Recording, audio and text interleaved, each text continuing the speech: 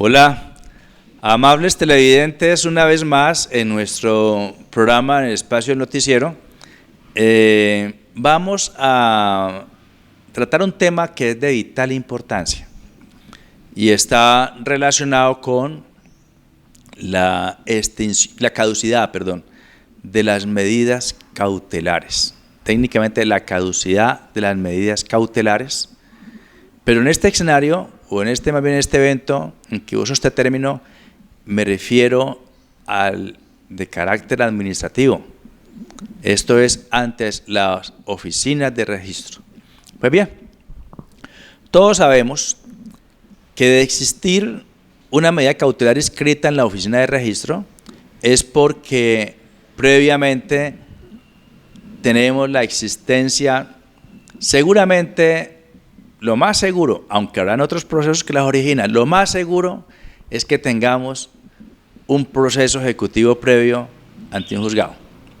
Pues bien, una vez tenemos el proceso ejecutivo ante un juzgado, el juez dicta la medida cautelar que consiste en sacar del comercio, o más bien para que los televidentes comunes y corrientes lo comprendan, en evitar que el deudor venda el bien, en evitar que el deudor comprometa de alguna manera el bien. Eso es una medida cautelar. Y llega el registro. Y como la función de la actividad registral no es otra cosa que darle publicidad a los negocios, entonces, en el certificado de tradición, si el señor deudor pretende vender o pretende nuevamente hipotecar o pretende donar, allí va a aparecer esa medida reflejada. Pues bien, esas medidas en Colombia con frecuencia, o surge más bien esta situación, porque en Colombia con frecuencia hay medidas que tienen 10, 15, 20, 30 y 40 años. Y le corresponde al deudor después pasar un calvario para buscar al acreedor, al que le da la platica, al que le pagó además, para que por favor le ayude a firmar un memorial solicitándole al juez que ordene la cancelación de esa medida cautelar, y no encontramos. Muchas veces no encontramos ni el acreedor, ni encontramos tampoco, digamos, que sea un particular o digamos que sea el banco. Entonces hay entidades que han desaparecido, por ejemplo, el Banco Central Hipotecario, existe. Entonces, ¿qué pasa con estas personas? Que en este evento nosotros aquí tenemos una grave dificultad con la medida que estamos nosotros tratando de solicitar su extinción. Pues bien, nos corresponde a nosotros entonces, ahora recogida esta norma por el estatuto registral, solicitar al registrador que por favor se sirva cancelar la anotación que contiene esa medida cautelar. Eso es lo más normal, es lo más frecuente.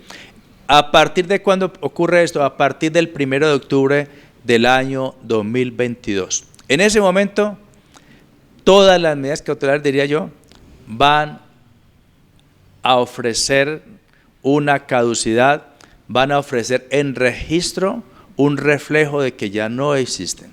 A menos de que los abogados le pidamos a los jueces que le solicite al registrador la renovación de esa medida cautelar por 5 años más antes de, porque si lo hacemos después de, ya el registrador automáticamente deberá haber ordenado la caducidad de esa medida, es decir, deberá haber ordenado la cancelación de la anotación de esa medida cautelar.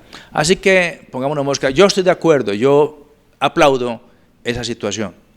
Porque como lo decía anteriormente, encontramos muchas veces medidas cautelares que están vigentes y las personas ya han pagado.